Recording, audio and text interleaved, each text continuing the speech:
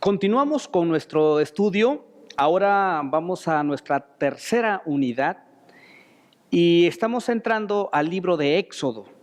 En esta sección, en esta unidad, vamos a hablar de Moisés, cómo Dios lo llama y qué podemos aprender de la vida de Moisés. Vamos a una pequeña introducción acerca del libro de Éxodo. ¿Qué quiere decir Éxodo? ¿Qué significa Éxodo? Los judíos conocían el libro de Éxodo por sus primeras palabras.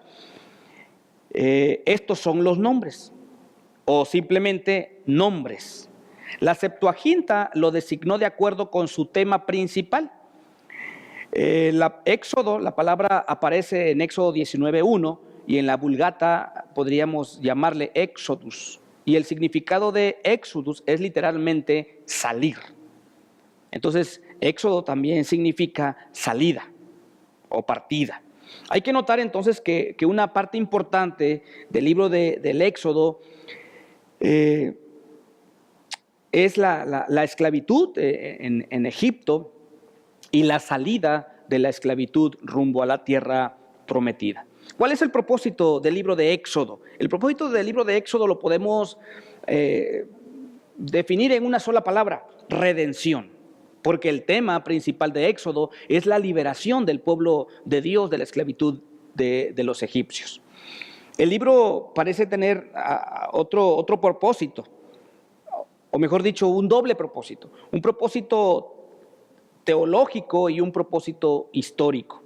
Históricamente, el libro relata cómo el pueblo de Israel fue liberado de su servidumbre de Egipto y cómo fue llevado hasta el Sinaí, al monte de Dios. Y cómo una familia escogida en el Génesis llegó a ser una gran nación. Y teológicamente el libro expone la constitución de Israel como el pueblo de Dios.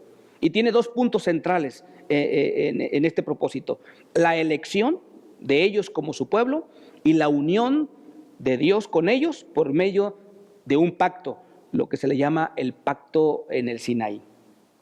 Ahora, no solo es la redención de Israel de la esclavitud que vivía en Egipto, sino también el propósito de mostrar la exaltación a un lugar prominente como el pueblo escogido de Dios y su relación con el pacto que Dios estaba haciendo con ellos como pueblo. Bien, ¿qué encontramos en los primeros capítulos de Éxodo? Encontramos la esclavitud de la nación. Han transcurrido aproximadamente 300 años desde la muerte de José. Los 70 hebreos que se habían radicado en la fértil delta del río Nilo se han multiplicado en centenares de miles, y entonces los egipcios tienen miedo. El resultado fue una opresión dura, hasta llegar a matar a los niños varones que nacieran. Y surge aquí una pregunta: ¿por qué permitió Jehová que su pueblo fuese oprimido de esta manera, de una manera cruel? ¿Por qué? Y miren, esta es una posible respuesta. Porque Dios quería que naciera en ellos, en el pueblo, el deseo de salir de Egipto. Ahora, probablemente los israelitas pues ya estaban contentos ahí en Gosén. Acuérdense que Gosén era un lugar pues muy fructífero, ¿no? Era uno de los mejores lugares que había en Egipto.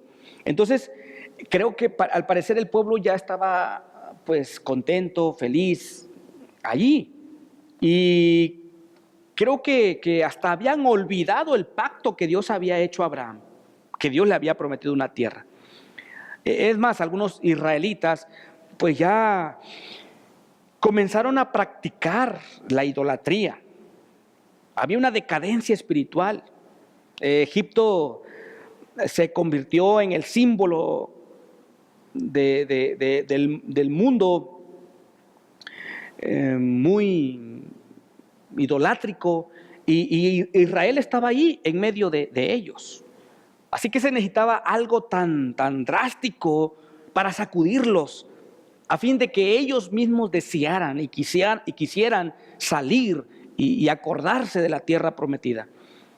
Y por eso es que permite Dios todo esto que vamos a leer, la opresión por parte del faraón, los oprimen de una manera tremenda y al grado de que pues faraón intenta acabar con los bebés, los hombrecitos, los varones, y fue tremendo. Creo que es uno de los intentos también de Satanás para frustrar el plan de Dios, ¿no? Y así no tener un libertador, ¿no? Entonces, acordémonos, lo que sucedió fue muy grande, la situación, la crueldad de la muerte de los niños, pero en la providencia de Dios, en la soberanía de Dios, Dios hace que Moisés no muera, ¿se acuerdan? Y que su madre, su propia madre, pues lo cuide. ¿Se acuerdan de eso? Lo pone en el río y la hija del faraón va y lo toma y lo lleva al palacio y manda a traer a su propia madre, lo cría, lo educa ahí en la casa de faraón. Es bien interesante cómo sucede todo esto. Esto indica que no pasa nada desapercibido delante de Dios. Todo está controlado por Dios. Esta es la soberanía de Dios. Y ustedes van a ver que a través de las lecturas, tanto de la Biblia como de tu manual, cómo Dios fue preparando a Moisés. Cómo fue Dios preparando a Moisés de una manera extraordinaria para cosas muy grandes que iba a hacer más adelante. Mire, veamos algunas cosas, cómo Dios preparó a Moisés. Primero, Moisés fue criado en un hogar piadoso, por lo menos durante los primeros 5 años o 7 años de su vida. ¿Qué aprendió? Bueno, su madre le enseñó seguramente la fe en ese Dios, el único Dios, el Dios todopoderoso.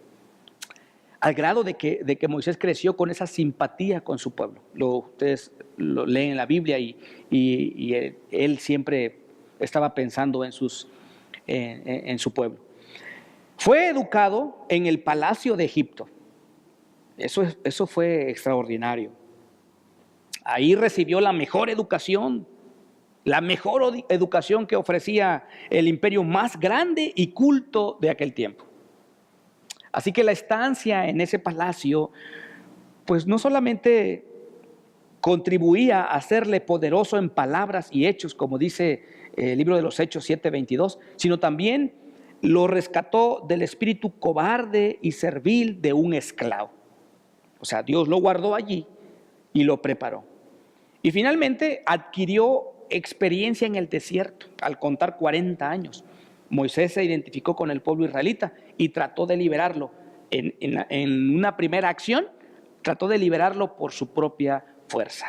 Obviamente, no fue así y Dios lo llevó al desierto para prepararlos por otros 40 años. 40 años en Egipto y 40 años en el desierto. Cuando pasó ese tiempo, Dios pensó que estaba listo, preparado para sacar a su pueblo de la esclavitud. Muy bien. Y entonces lo encontramos a Moisés, ¿no?, en el desierto, cuando Dios lo llama para una gran misión, para ir a rescatar a su pueblo. Bueno, ustedes saben, en el capítulo 3 y 4 de Éxodo encontramos el llamamiento de Moisés. Obviamente, Moisés no fue tan obediente al inicio del llamado de Dios, ¿no? Por lo menos Moisés puso 5 excusas, ¿se acuerdan? 5 excusas. Primero, Moisés lucha con su identidad. No se sentía calificado para hacer esta gran tarea. Moisés le dice a Dios, pero ¿quién soy yo? Mira cómo soy yo. ¿Quién soy yo? Yo no sé hablar, no puedo ir. Y miren la respuesta de Dios. Le dice Dios, no importa quién seas tú, yo estoy contigo, yo te he llamado a ti. Y luego la segunda excusa que pone Moisés y le dice, pero bueno, ¿quién eres tú? Si me preguntan quién me manda, ¿quién eres tú? Moisés lucha con su intimidad. Primero dice, ¿quién soy yo? Lucha con su identidad, no sabe exactamente quién es él. Segundo, lucha con su intimidad, o sea, no conoce a Dios. ¿Quién eres? No conocía a Dios lo suficiente. Y entonces la respuesta de Dios para esa excusa es, yo soy el que soy. En otras palabras, yo soy cualquier cosa que tú necesitas. Y no contento con eso, le pone la tercera excusa y le dice, ¿y qué si no me escuchan? Moisés lucha con la intimidación. Él dice, ¿y si no me hacen caso? ¿Qué pasa si no me hacen caso? Obviamente Dios le dice que va a hacer señales y ellos van a conocer y Dios va a respaldar a Moisés.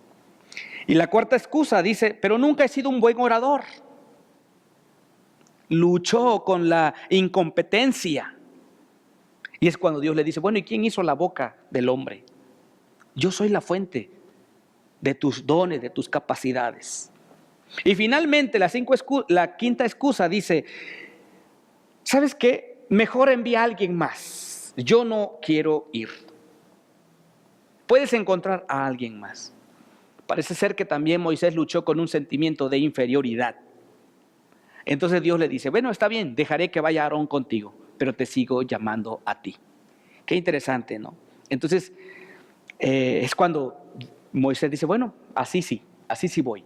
Y entonces toma el camino y rumbo a Egipto para sacar a su pueblo de la esclavitud de Egipto. Obviamente, ustedes conocen que la historia, y lo van a leer ahí en el Éxodo, que cuando llega, pues obviamente Moisés llega con el faraón y faraón no le cree. Faraón no quiere dejar de ir al pueblo de Israel. Cuando el faraón es confrontado por Moisés para que liberara al pueblo, fue arrogante. Faraón fue arrogante. Es más, Faraón desafió a Dios. Dice Faraón, ¿y quién es Jehová? ¿Quién es Jehová en Éxodo 5:2? ¿Y quién es Jehová? ¿Quién es ese que te manda a ti para que me digas que deje salir al pueblo de Israel? Esa pregunta es importante del faraón cuando dice, ¿y quién es Jehová? ¿Sabe por qué es importante la pregunta de faraón? Porque las 10 plagas es la respuesta de Dios para faraón. Faraón pregunta, ¿y quién es Jehová? Bueno, dice Dios, deja decirte quién soy yo a través de las 10 plagas. Y las 10 plagas entonces que siguieron y el acontecimiento en el Mar Rojo fue la respuesta a ese reto lanzado por Faraón, con esa pregunta desafiante, ¿y quién es Jehová? Pues con estos milagros también instruyó al pueblo de Israel quién era Jehová. Ahora, el propósito de las plagas era demostrar la superioridad del verdadero Dios sobre las falsas religiones de Egipto. Acuérdense que Faraón era el enemigo opresor y necesitaba convencerse primeramente de que el Dios de Israel era el soberano del cielo y de la tierra. Obviamente que también los israelitas debían convencerse de eso, porque después de mucho tiempo allá, pues ya estaban olvidándose de quién realmente era Dios. Por tanto, aquí tenemos el primer periodo de milagros bíblicos en conexión con el Éxodo. Y encontramos las plagas. La palabra plaga significa dar golpes o herir, y eran señales y también juicio. Fueron señales divinas, obviamente, que demostraron que Jehová era el Dios supremo. Como también eran actos divinos, por lo que Dios juzgó al pueblo. Entonces, vemos allí las plagas, las 10 plagas. Dejen menciono que las plagas descritas aquí en el Éxodo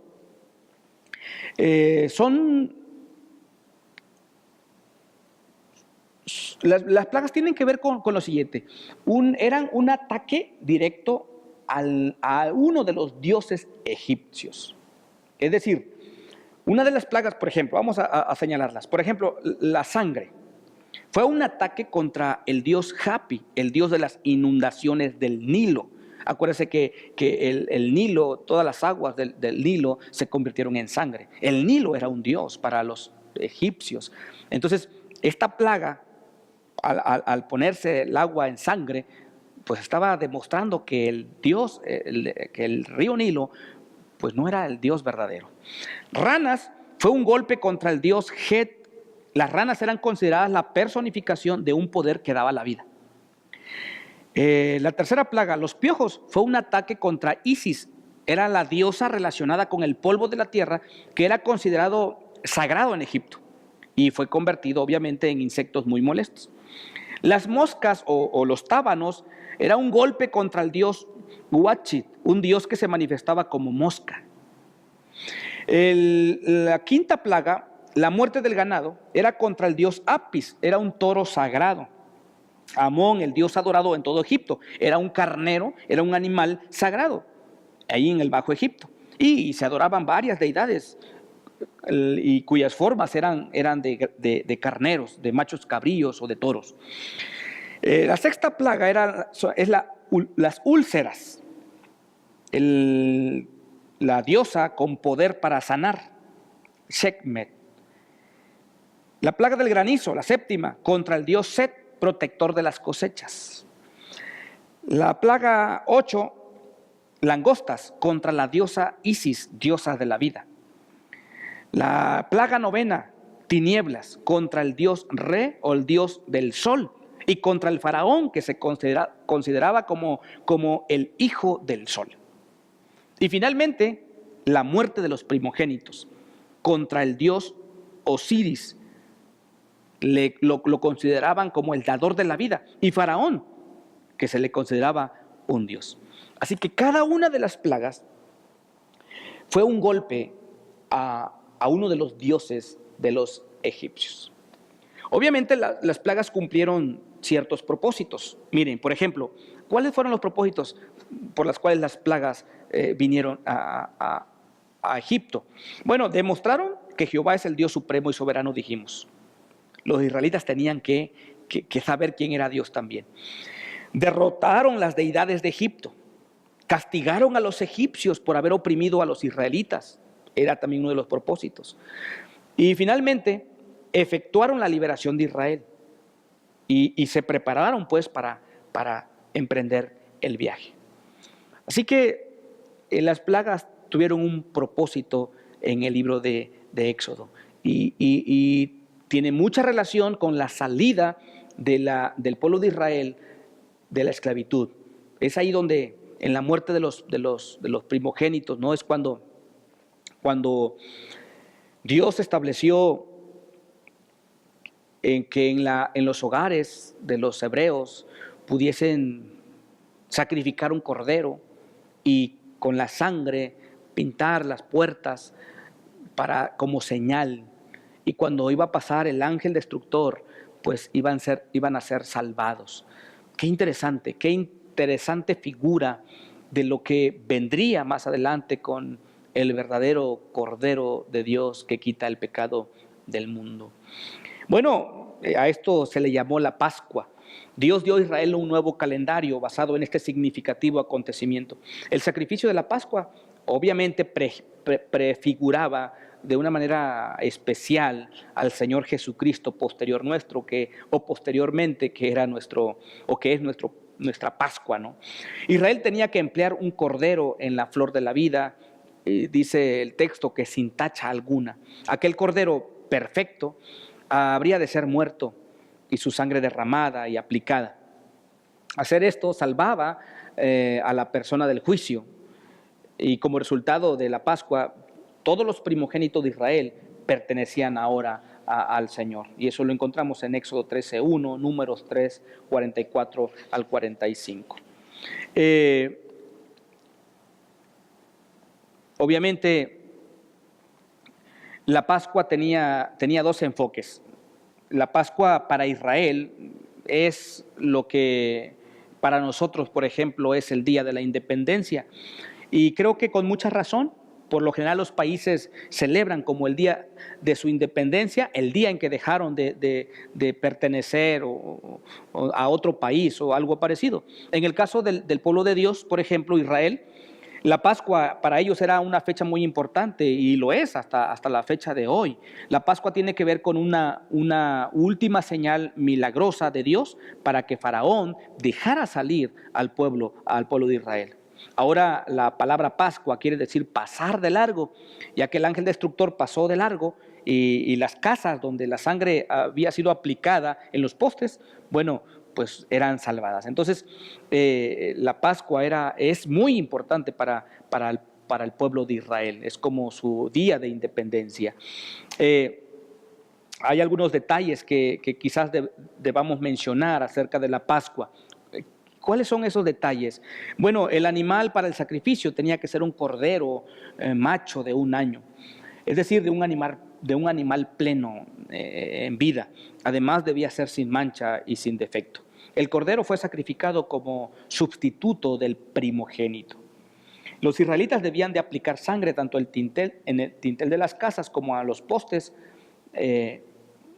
como señal de ser parte del pueblo de Dios. Los israelitas deberían quedarse en el interior de sus casas protegidos por la sangre del cordero. Luego tenían que asar la carne, tenían que asar la carne del cordero y comerla con pan sin levadura y hierbas amargas. Y debían comerlos de pie y con vestimentas como de viajero, con el propósito de que estuvieran listos para salir cuando fuera necesario.